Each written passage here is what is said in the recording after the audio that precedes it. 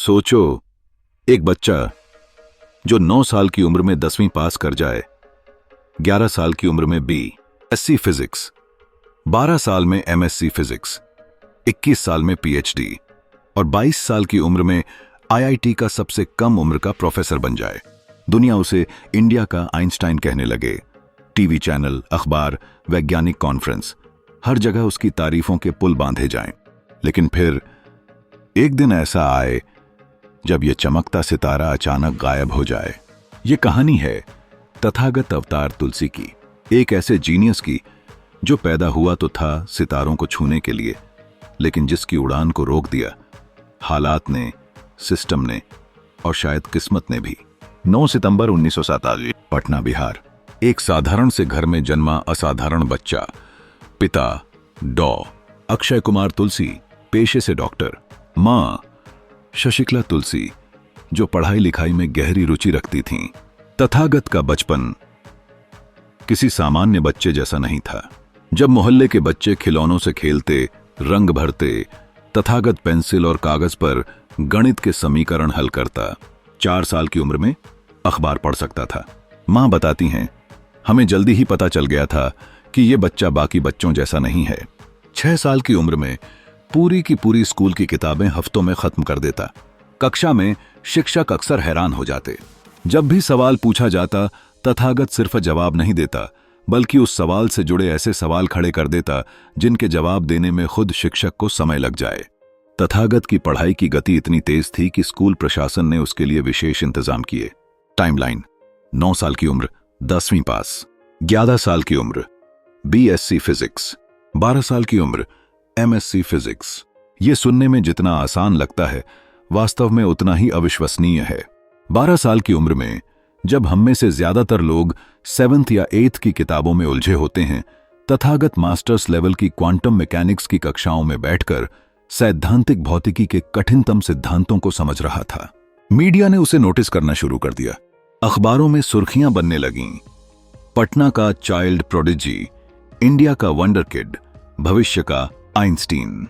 TV channels पर interview, वैज्ञानिक सम्मेलनों में बुलावे और स्टेज पर बैठा 12 साल का एक बच्चा जिसकी आंखों में ब्रह्मांड को समझने की चमक थी। 2002, सिर्फ 15 साल की उम्र में तथागत का दाखिला हुआ देश के सबसे प्रतिष्ठित विज्ञान संस्थानों में से एक, Indian institute of science, Bangalore. यहां उसने चुना क्वांटम फिजिक्स, एक ऐसा क्षेत्र जिसे दुनिया के सबसे बड़े वैज्ञानिक भी अपनी जिंदगी के सबसे कठिन विषयों में गिनते हैं। तथागत का दिमाग एकदम अलग ढंग से काम करता था। उसके गाइड बताते हैं, वो ऐसे सवाल पूछता था जिनके जवाब के लिए हमें खुद कई कई दिन सोचना पड़ता।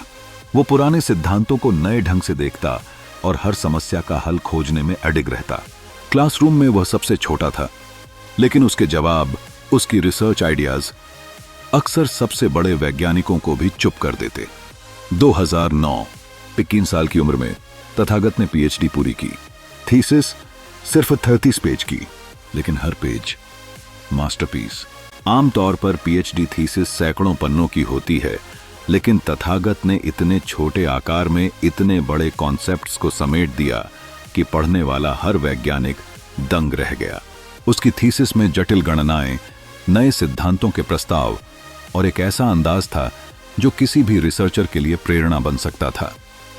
2010 सिम्बा, 22 साल की उम्र में तथागत को ऑफर मिला IIT बॉम्बे में असिस्टेंट प्रोफेसर बनने का।